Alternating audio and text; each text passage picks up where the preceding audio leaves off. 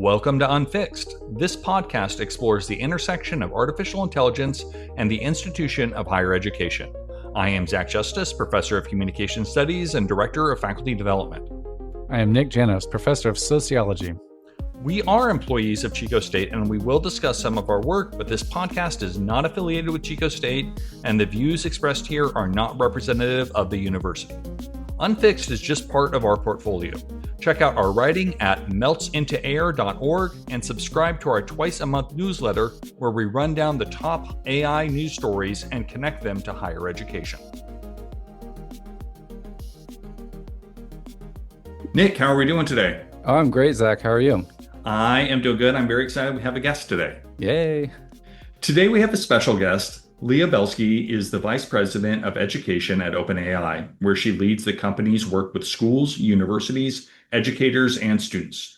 Before joining OpenAI in 2024, she spent nearly a decade at Coursera, including serving as the company's Chief Revenue Officer, where she helped expand partnerships with universities, governments, and employers around the world.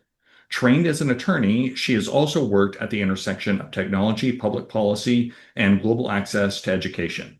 At OpenAI, her work focuses on helping educational institutions respond to rapid advances in artificial intelligence while ensuring that tools such as ChatGPT support deeper learning, critical thinking, creativity, and what educators often call productive struggle, rather than functioning simply as answer machines. And as a reminder for the listeners, California State University has a contractual relationship with OpenAI to provide access for students, faculty, and staff in the CSU.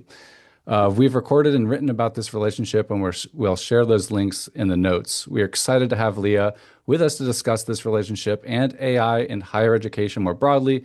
Leah, welcome to Unfixed. Thank you for having me, Nick and Zach. It's a pleasure to be here. Awesome. All right, I'll take the first question. Talk to us about the benefits for OpenAI working with higher education institutions, perhaps the CSU in particular. We talk a lot about this, Zach and I, from the education side, but we're really excited to have you here to help us see how OpenAI and you see the benefits and challenges in these relationships. Awesome. It's a great question. Well, maybe I'll answer by telling you a little bit about how I got to OpenAI and where our journey focusing on the education sector came from. So I joined OpenAI about a year and a half ago. At that time, when we first started digging into the data, we started looking at what people were using ChatGPT for. And what became clear very rapidly was that about 20% of all messages on the platform were connected to learning and education. So you have now today, I think, over 950 million weekly active users. 20% of them are engaging on learning. So learning is a major, major use case on this platform. The other thing that became clear was that a huge number of the users of the platform were students. So students were very much leading in the way. And we were getting constant reach out from university leaders all around the world who wanted to engage. So for us, we decided to stand up an education vertical to start partnering with educational institutions around the world. And I think originally it was really focused on trying to achieve three main things. One, I've been in the ed tech and the education space for a long time. And what's clear is that some technologies are shaped in partnership with the sector and others are not. Mm-hmm. And so what we were trying to figure out is how could we begin very, very early on in the early days of this technology, working with universities so we could start shaping how this shows up as a learning tool, as an educational tool, as part of the education system. The second big thing that was top of mind is, when I joined, there were these constant surveys coming out showing that the people who are getting access to the latest models and paying for subscriptions were some of the wealthier students.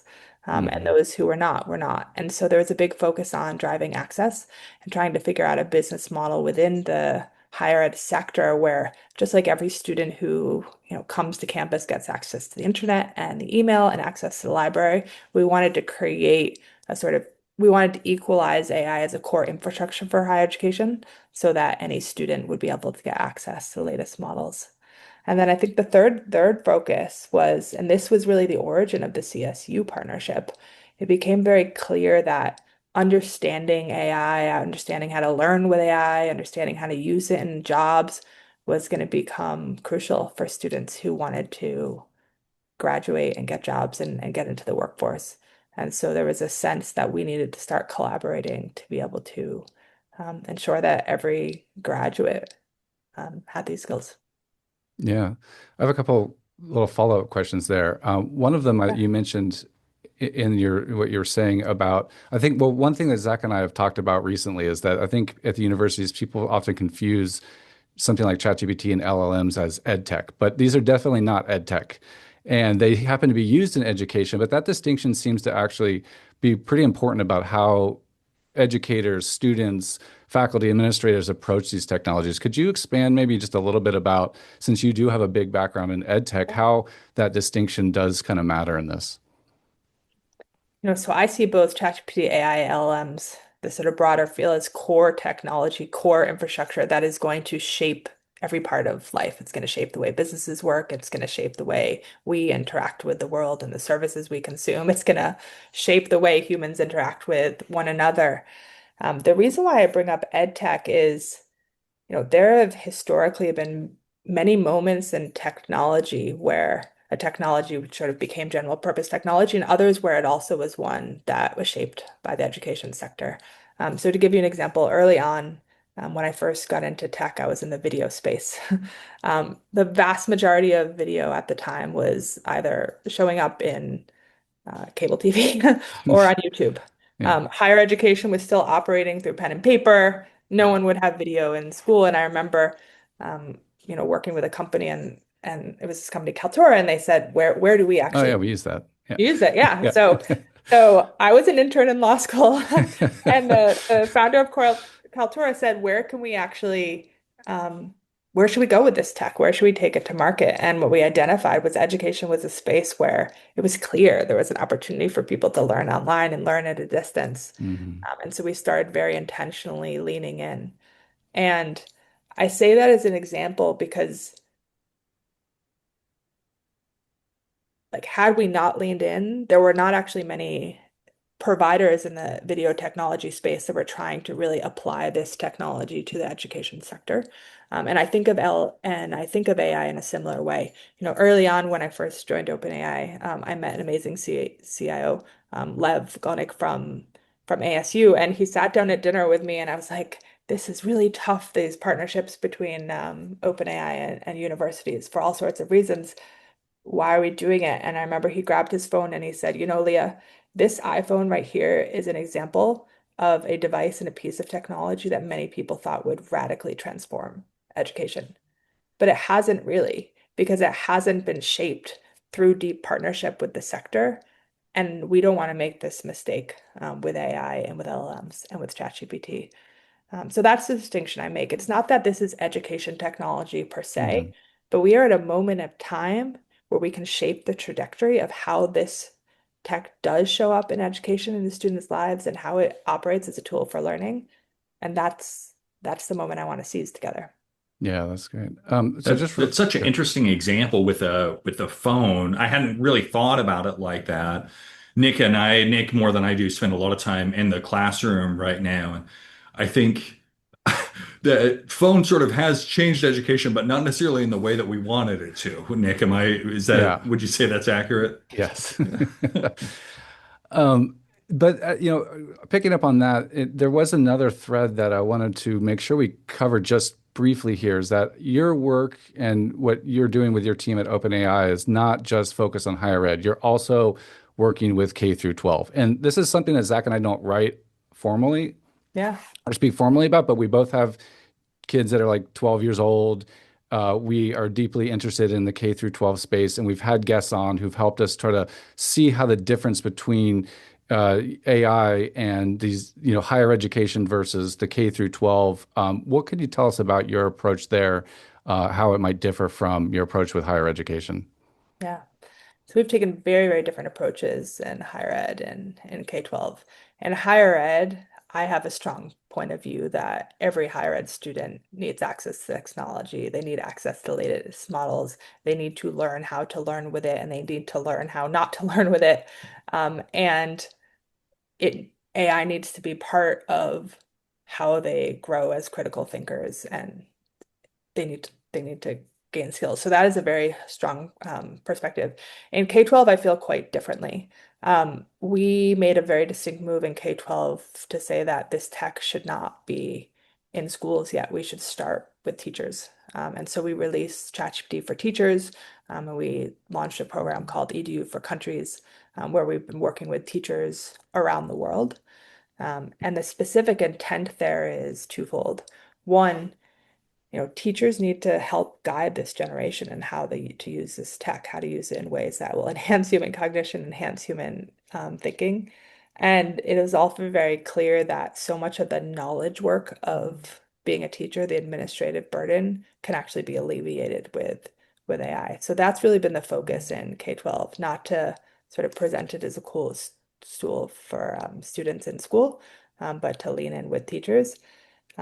The one place that we are sort of working in parallel is with some of our leading country partners. We're starting to do studies, and figure out when you take things like study mode or you take pedagogically customized versions of this tech, how can you guide students to use it and then look at the impact it has. But it's been a pretty distinct approach in K-12 versus higher ed. That makes a lot of sense. Earlier, you mentioned workforce readiness, and that does lead right into our next question, and one that we're grappling with a lot. Nick and I have written about this in a way that I think we got some things right and some things wrong. The impact of AI on jobs continues to be murky. This is obviously a big concern for students, and a lot of them are questioning the value of higher education in this environment. What story should colleges be telling students about the future of AI and jobs? And also, what story are you trying to tell at OpenAI? Sure. So none of us know what the future of AI and jobs are. And it's the billion-dollar question in the sector. And I could sort of tell you a story and share with you the latest trends, but none of us know what, 5, 10 years looks at. I think what we do know and what I believe deeply is that if anything, um, the future of AI is going to amplify the need for higher education, because as AI advances, what we're going to need is to also graduate people in the world who are increasingly more curious, more critical, who have strong judgment skills, who can lead and manage and guide other people. And those skills, which are sort of core to what we teach in the higher education system, I think are key. Um, but I also see that in a world with AI, the things that we teach as part of higher education are going to shift. In a world where intelligence is infinite, the question our team keeps asking is, what kind of humans will be successful and what kind of humans do we need? And our answer to that question is that we need humans who are high agency, who know how to build and create with these tools, who have the ability to identify problems in the world and build solutions. One of the things that's so miraculous about AI is it allows anyone who's not an engineer, who's not a designer, to identify a problem and to go to a prototype and to build a solution in ways that wasn't possible before. And I think that's what a lot of the future of work is going to is asking. When people go into companies or when they start their own, they need to be able to identify problems, build solutions, and feel both empowered and confident to do that, and also have the skills. So those are sort of two things that stand out for me. I would say the third thing that stands out for me is, a lot of what we focus on in higher education are sort of higher levels of cognitive processing. And we're trying to set students up not just to learn in the fields that they're learning, be it econ or biology or math, but we want to set them up as lifelong learners and help them understand how to learn and how to learn with AI. And so I think that other sort of focus of intentionally teaching students how to learn with AI, particularly in the fields of choice, is going to become increasingly important. Well, I really appreciate your humility especially at the start of that answer. I gave a talk several times last year about jobs and AI. And one of the things that I think continues to be true is that you can find super well qualified economists with access to excellent data to say whatever it is that you're looking for them to say. You can find somebody that says a massive disruption is upon us, and you can find somebody that says there's absolutely no evidence of employment disruption whatsoever. So I think humility is well placed that we don't know what this looks like right now. Um, Nick and I think, are both in agreement that there is and will be an expansion of need for employees to be AI ready and have AI skills when they're joining the workforce. We'll get to this later, but when we talk to our colleagues on our campus and on different campuses, oftentimes they aren't sure, right? Like, okay, so am I training students to use AI, or like you said, am I training them to be biologists the same way that I was doing that 20 years ago? At what point do those things intersect? At what point are those things at odds with each other? And I think the answers to that vary dramatically by who we talk to, but also by the discipline that they're in. One of the things that we've encountered is the answers to these questions are very different if you're teaching first year English than if you're teaching a senior level capstone class on entrepreneurship, right? Because in that English class, you're struggling to keep students away from large language models because you want them to do that productive struggle. And in that senior entrepreneurship class, you want to unleash their creativity and talents so that they aren't outlining a business, they're actually building and launching a business while they're still in college. So I do think there's the answers to these questions in terms of what we're supposed to do, it does vary quite a bit by the different levels of the institution. Yeah, look, I think I agree with you completely. The way in which different professors in different fields will incorporate AI is going to dramatically differ based on what they're teaching, who they're teaching, and what the ultimate pedagogical goals. And we see that and again. But part of the reason why I like the way in which CSU has structured the partnership is that it is very much faculty led. So when we kicked off, I was invited to be on this workforce acceleration board. And part of the idea of the workforce board was to continuously bring in insights from enterprises in the state to students and faculty so we could continue refining what are the skills that a CSU graduate needed to build. But then there was also a very deep track with faculty, where we are in the process of building what we call like faculty agent workshops. And the way the model works is we bring 10 different faculty together, and they design how they want AI to either show up in their lives as faculty or show up in courses. Um, so just giving you an example, some faculty will be taking on like serious administrative use cases that just take on tons of time. One faculty said, every year if the dates change in my courses, I need to go through and manually update all of Canvas. Like super mundane, but it's a pain in the neck and time consuming. And so he built a an agent that can automatically update, Nice. streamline updating Canvas and play it sense to share them. We had other faculty who are very focused on, um, business faculty in particular, improving the way, sort of iterating on approaches to case studies, where they're doing something like flipping a case where they would, rather than having students read a case study before class, they would have students interact and discover materials on chat, preparing for a set of questions and show up in chat, talking about it. But I think, ultimately your point is right. We're not coming in with one point of view of how AI should show up in a classroom. It's really a tool for faculty to amplify the goals, and then we're working closely with our enterprise partners around the world to make sure the latest insights on how this AI is used in business shows up. I'll give you another example, though, that also stood out for me. When we first started working together, the AI Workforce Board listened to a faculty panel, and one of the people on the faculty panel was the first year writing instructor. And he said he is just having gobs of students come in who really need more writing help. But in the old way of teaching writing, you could only get real writing advancement accelerated, he thought, when students got close feedback. But he was only able to serve so many students. And so he actually is built the program where AI operates as a companion and it's trained to respond to students in certain ways, but it can give more cycles of student written feedback in addition to the TAs. And his vision was that AI could help scale first-year writing and make it more effective. Um, there was also a prof who was in some kind of biological materials science, and he said that one of the final projects used to be building some type of catheter for the heart, like a new type of plastic device.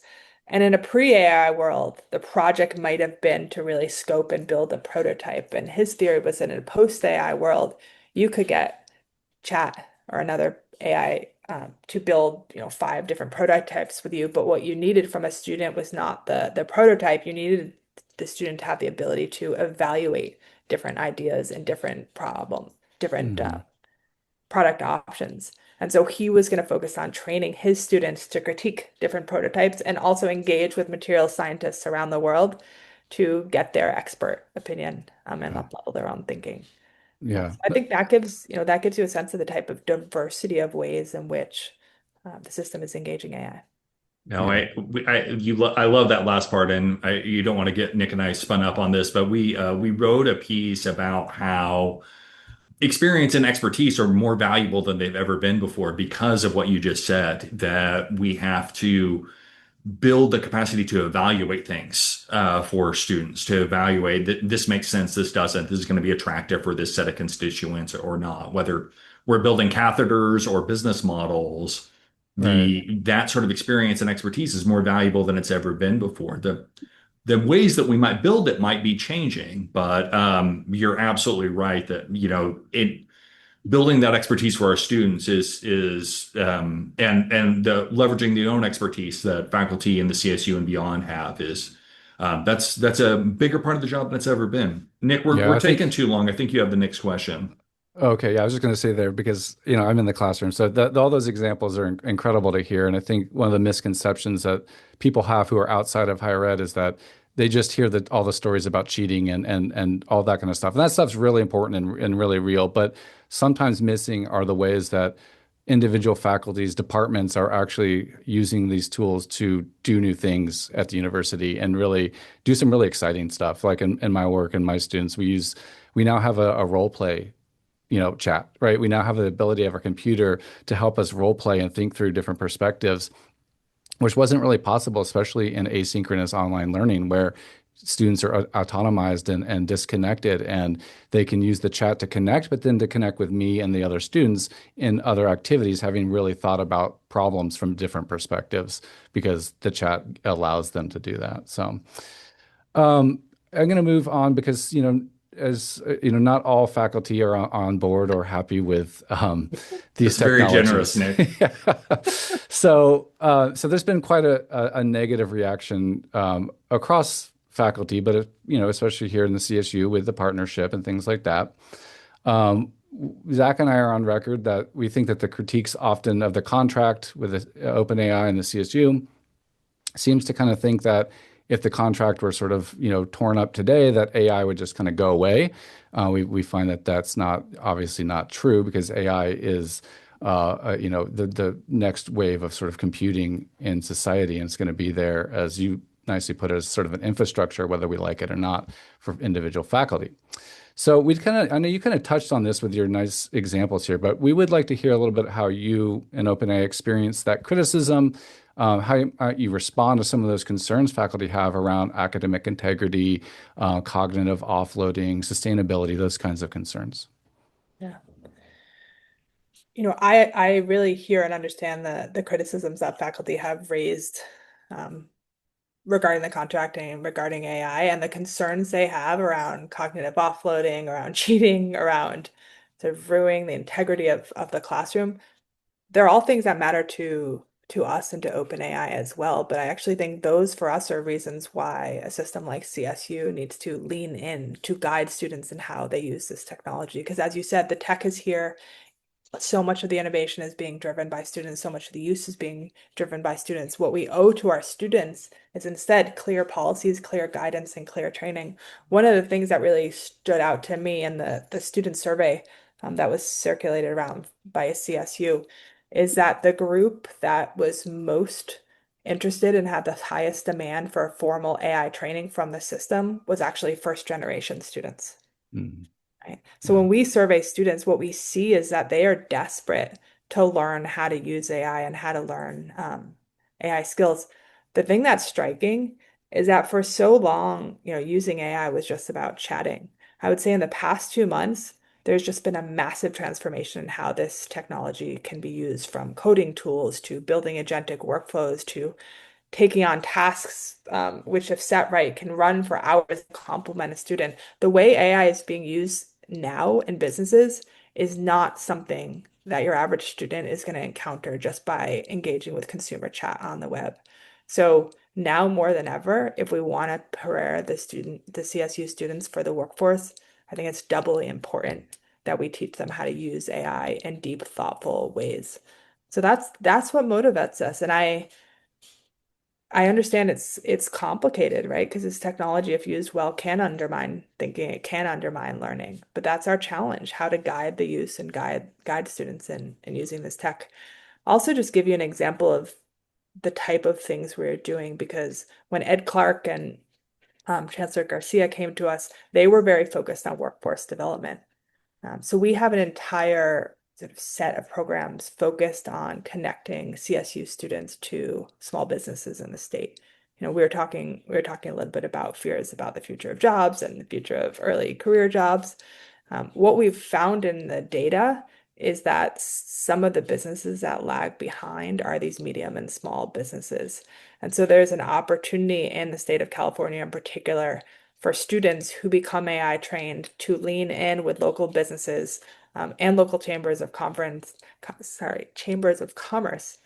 to help small business owners understand how they can accelerate their own businesses with AI and hopefully get hired. So I share that story only because we're just in the early days. We're in the early days of understanding how we can leverage AI to shape the economy. We're in the early days of figuring out, what the latest uses are of the tech to improve its productivity and entrepreneurship. And that's what we're trying to figure out together. That's what we're trying to shape together. So yeah, Yeah, I'll just jump in there and also say that personally, and the work that we're doing here in my department of sociology, although we do find the story about jobs and training and all that kind of stuff compelling and important, we also have found lots of use cases and lots of good examples where it can help students, like as you said at the very beginning, learn and also Mhm. develop their human skills of critical Yeah. thinking, of taking on different perspectives, perhaps even empathy, and different ways that we can build learning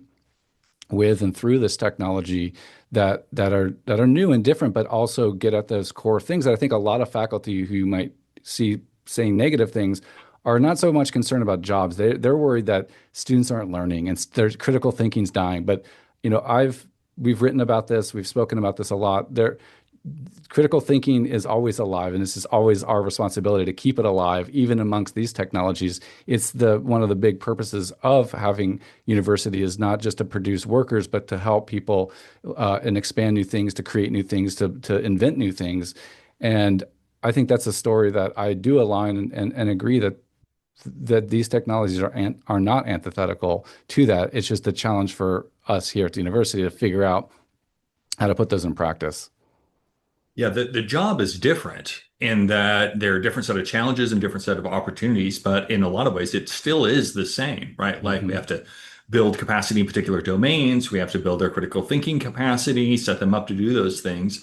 And there are different set of opportunities and challenges, but I try and have a generous mentality when I'm working with faculty, and that's core to my job about this. But the Nick and I have talked to some folks before that in some ways, as they're processing AI and teaching and learning, they're kind of going through the stages of grief because they were attached to some things and then those things don't work the same way and they have to give those things up.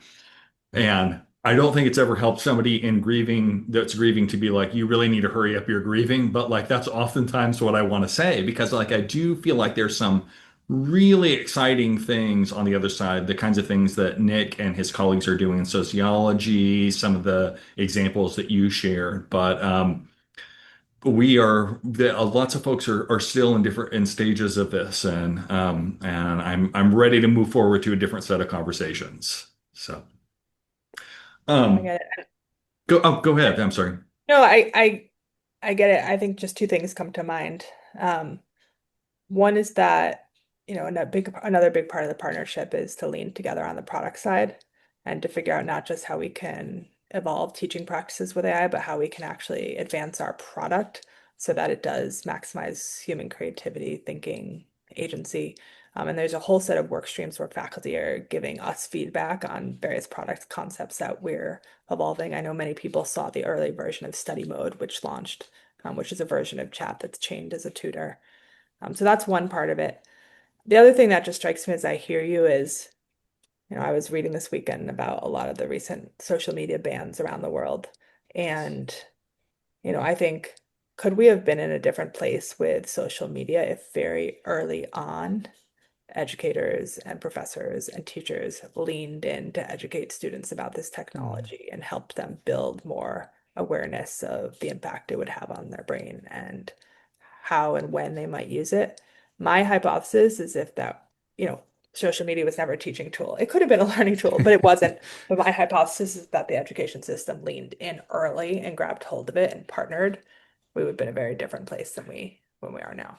Well, I'm just going to say that Zach and I have a long-standing theory that we don't expect you to answer, but it's basically the same thing you're thinking here, which is that the conversations around AI and artificial intelligence and a lot of the discord and disagreements and the perspectives are really kind of were formed because we just lived through the unsocially regulated social media era in which it was sort of just anything goes in all aspects of our lives for kids all the way through adults.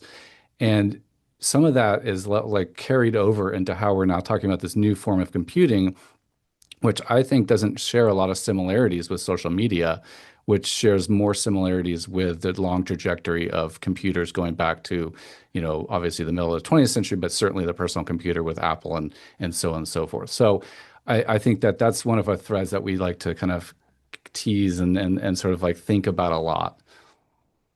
But that's such a great point for both of you. It reminds me of this point that Tayo makes. He's one of the co-hosts of the My Robot Teacher podcast, which is that okay, if we do think this technology is disruptive and maybe damaging, right? Like that's a reason why educators need to be involved, right? And we need to have access is so, like you were saying, so that we can be part of shaping what this means going forward, not just sort of adapting in real time at our institutions, but like you alluded to, helping shape the product itself. You mentioned study mode just a minute ago, and that's actually our final question here. So study mode seems like a really good idea and the answer to a common question that we get from faculty, which is how is ChatGPT EDU different from just the regular consumer version? In our early experimentation with it, there were some limitations. It does some of the Socratic pieces at the same time. Like in my early experimentation, I would do that, and then I would ask it, "Okay, but I'm feeling really lazy today. Can you just go ahead and write this paper?" Yeah. So, can you update us on where the product is, what we should expect in the future? Sure. So without sharing the full roadmap, I would say we are very much iterating on sort of what study mode was trying to accomplish. Now that there's an entire agent platform on ChatGPT and the ability to build plugins and to build customized skills, you can even take the concept that was study mode and allow individual professors to build their own versions that would sort of follow the instructions a little Yeah. bit better, that would bring in some of their own pedagogical approaches, that would bring in their own course context, their own course goals. So Mhm. we're really refining study mode in the form of different types of learning agents that faculty can deploy to students. But the other thing that we're trying to do, study mode was operating at the level of model behavior. The other thing that we're trying to do to enhance learning is to sort of update what core ChatGPT shares and deploys. So you may have seen recently we launched science and learning blocks. Now, if you ask a written question on ChatGPT about a math concept, it will often come back to you with an interactive diagram, which really illuminates and allows someone to engage much more interactively with a math concept and also interact with that as well. And a lot of the learning science shows that if you trigger different if you allow students to interact and refine a concept, not just through text, but also through interactive visual modalities, it enhances learning. So we're sort of highly invested in advancing learning education and are doing it at many levels, one of which is kind of democratizing access to study modes so that faculty can shape the type of That would be agents great. for students. I love that idea. Yeah, I've been dreaming of ways to give it more guardrails, to be honest, around the exact kind of things I want to do with my students, my learning goals, my approach, but also to have it trained so it can help the students stay within the lanes that I'm helping them set up. Because again, that's my expertise is designing curriculum and delivering the curriculum with the students. And open ChatGPT is incredible. You can go anywhere in the world with it, but it's so open, right? And it's good to hear that you're investing time and resources and money into these kind of products. And I hope that I would love to see how more faculty can and institutions can be involved in that. And maybe that's a story that we need to work on together. Is like how is that two-way street going between, especially at the CSU, since we do have an agreement for the next several years to help shape those products and develop them in the ways that would be really beneficial to students and to faculty. No, I think we will probably lean in our next faculty workshop on helping faculty also use agentic tools to build more learning experiences. So maybe we can get one of you to join, but yes, that's the direction. I'm sure we would welcome that. No, that's a really exciting and a really hopeful note for us to wrap on as I know we're just about out of time. I feel like that's the kind of new capability that, it's not a replacement for something that somebody at the tutoring center did. It's a way that there's availability for students to learn and grow that's always on, that's always available, that has infinite patience in a way that we just cannot provide at scale at the university level. So thank you for sharing that with us. And thank you so much for this time that you shared with us today. Well, thank you for the candid questions, Zach and Nick. And yeah, CSU in particular has led the world in partnering and engaging with this technology and really trying to push it forward for the benefit of all the students it teaches. And I think your role as sort of thought leaders who are taking faculty feedback, but also, having people like me on the phone and challenging what's going on is a key role too. So thank you very much.